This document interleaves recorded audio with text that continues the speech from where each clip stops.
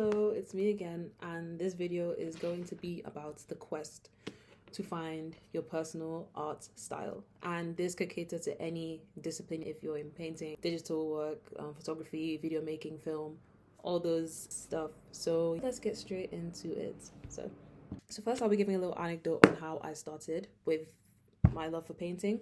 I've always kind of loved it anyways, but I started taking it seriously on a serious level. Well, let me see, I started practicing in around when I was in year 7, and this was a while ago. And yes, first of all, I began watching any cartoon actually. I was very obsessed with cartoons like Steven Universe, and I'd also at the time recently gotten into watching a lot of anime. And I think this is a canon event for a lot of creative people out there, but if you know the art form of anime, Japanese animation, it is absolutely amazing. And that kind of changed my life. Just looking at it, that, and I would say Steven Universe and stuff like Adventure Time as well. So I also began constantly drawing characters of my favorite TV shows, and I would draw them from different artists on Instagram who had drawn them, and I would then copy those drawings and just continue those drawings and continue to copy it. I would also post it on Instagram, and it would kind of look like I drew it, but come on, I was like 11, so it didn't really matter. But I felt really proud, and it was just really fun. It was, at the time, it was the most fun thing I could do, just constantly drawing all my favorite characters. And one thing leads to another, and I'm now studying art in year 13, I believe. And that's when I realized I want to be a painter. That's why I want to be an artist. That's what I want to do with the rest of my life. If not, I'll be doing something else completely different. But I just realized that it's all I got. It's not all I got, but it's what I want to do, essentially. And that is what's taken us to where we are now. So obviously, with drawing more of my characters as I was growing up, I began drawing more from human, actual real life people references, from pictures I'll find on Instagram of different ladies and stuff. I had this mini series when I was younger called I actually didn't have a name for it, but they were just girls with really long necks. And I was obsessed with doing that because when I was younger, what I wanted to have so much was the ability to stand out in my art and just be different from the rest. And it's exactly what I was doing or trying my best to do, because I found that when I was drawing other people's art and everything, it was really fun, it was amazing, but it just didn't feel like me. I wanted to create something new and something I'd never seen before. And I'd seen this roughly before, but I felt very original doing this. And honestly, if you're the one doing it, it is original. So I started doing that, and I'll put some on screen, and it was really fun and everything. And then I just grew out of it. I used to look back and I would think it was cringe, but don't despise the days of humble beginnings, because that is really what's going to hold you. But so going from there, I just wanted more and more of the ability to just have my own unique style. And I just went on this massive quest like Zelda Breath of the Wild to find my style. And just, I was so obsessed with it till the point that I entered uni and I started studying fine art.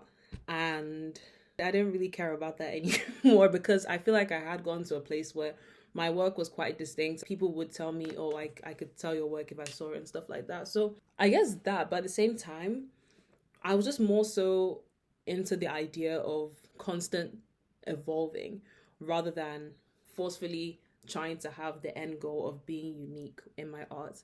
I just wanted to constantly make new stuff, and each new painting or new piece or new thing I was making was as a result of the last, but a bit different.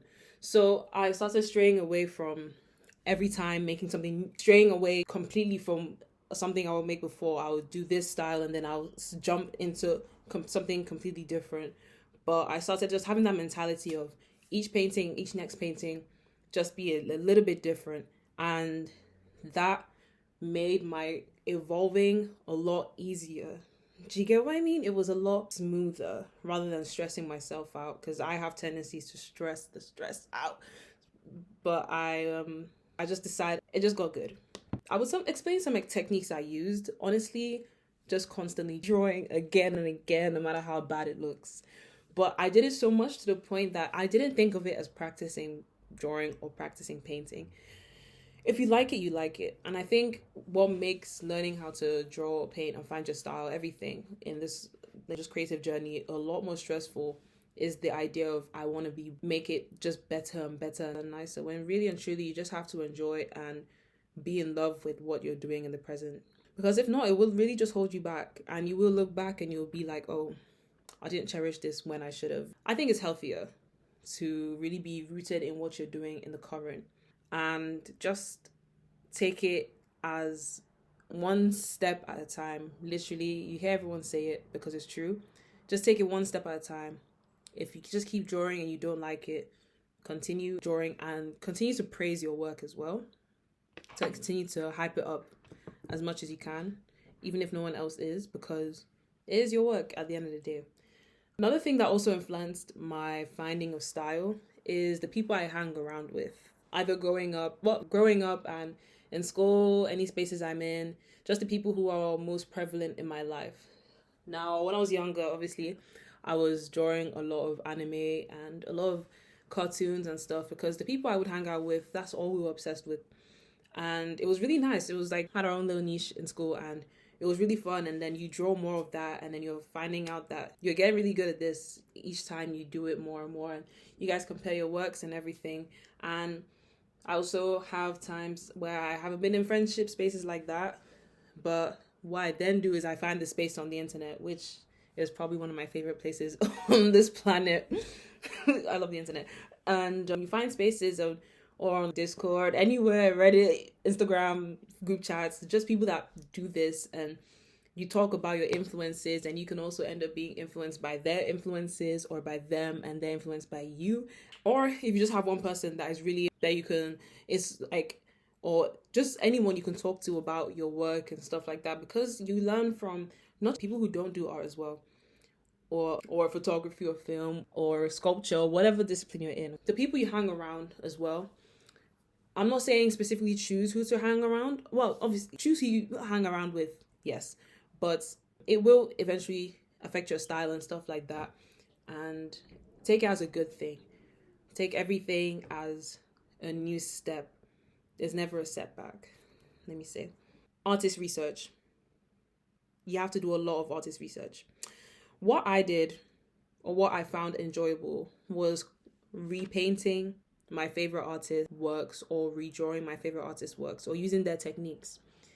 And sometimes you could see their influence in my work, but I guess to combat that, what you then do is just find what you like in their work and then mold it in your own way to make it how you want to see it. So then it becomes yours, because the thing about originality and having a personal style, nothing is new under the sun.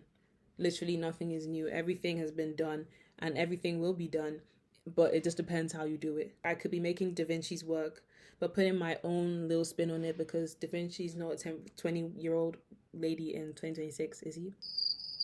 No, he's not. So just putting your own spin on it, and you eventually find that you don't have to try and put your own spin on it. It just kind of happens, because you're not Da Vinci. Da Vinci? Wait, sorry. You're not Da Vinci. Sorry. Second to last point, I would say, is also to let your work be a reflection of your life. A reflection of where you are currently or where you want to be.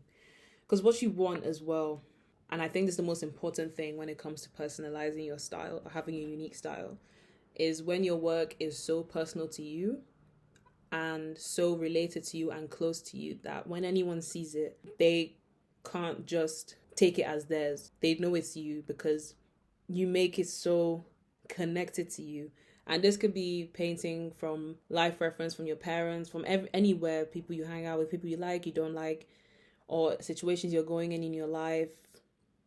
If you're upset, if you're happy, if you have going through a big change, just letting your work reflect that and you can do this with any style, honestly. I also do a lot of digital art, and sometimes I think that it doesn't reflect my life, but the more I look at it, it actually really does.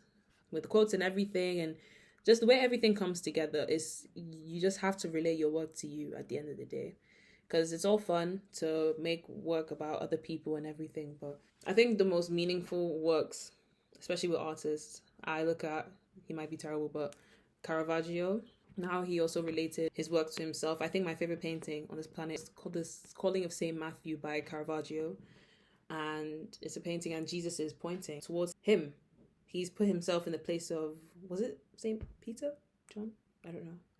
But that kind of personalization, because it was a reflection of what he was going through in real life. He was going through a tough time and everything. And I just find that really beautiful, just being able to put your life experiences fully in your art. And as you can see, Carvot, in that painting as well, he used a biblical story and he put himself in it, because if you relate with it. And that's honestly what personal style is. It just has to be about you. And no matter if you think that this other artist is doing it better than you, or you will never be like this artist, because you will never be that artist.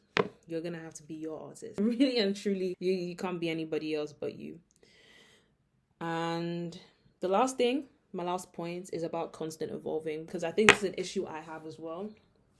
I sometimes have that thought that I haven't found my personal style yet. I was actually talking to my mom about it, and she said, yes, you do, with your colors and everything. And what's funny is that you never realize how much of your work is influential and is very distinct. So you speak to someone about it, you might think the constant evolving as well, because my work is always changing. It's always, I can't keep up with it sometimes, because it's just how it is. You might even try to do a series, but then you find, I don't want to do that anymore. So you move to something else, and it's just something completely different to what you're doing. And seeing as I also do illustration as well, I have people telling me, oh, I've seen that you're headed into a new style with your work and stuff like that. And you might think that your constant evolving is that you don't have a personal self-identity, but really and truly, that's the point of life, and that's the point of making art. Your favorite artists, all the ones alive and gone, they felt the same way. Everyone feels this way, and you just have to take control of your art and accept every bit of it as to what it is. For example, this beautiful piece in the back, it's actually a poncho that I made in my foundation year, and when I made it, I was so proud of it. And my other paintings after that just didn't seem to look like it, but I thought that at the time, I thought that this was my magnus opus, and it really is still, even though I have loads of works, because everything is its own thing. You have to let it be. Respect your painting. Do you get what I mean? And you're going to be constantly evolving, and that doesn't mean that you're not in it and you're not making your mark, you're not unique or anything. It just means that you're learning, and it's going to evolve constantly till you die. Because really and truly, if you don't constantly evolve, that's a bit of an issue. Now, that's what you should be worried about. If your art isn't evolving, if it's just kind of the same forever, that's kind of an issue. Because I even look to like artists. One of my favorite artists is Araki. He made JoJo's Bizarre Adventure, seeing his influences from other animes and how he made it into his own, and it was just getting better and better. And he did the thing with Gucci and everything, and it's just so beautiful. And it's like, that was his own journey and everything, and he just embraced the change and taking different influences from everywhere and made it his own. And that's really what the aim should be and what you should be doing. And yes, I think that's it for the video, actually. Thank you. That's it. Thank you for watching, and bye. Thanks for watching.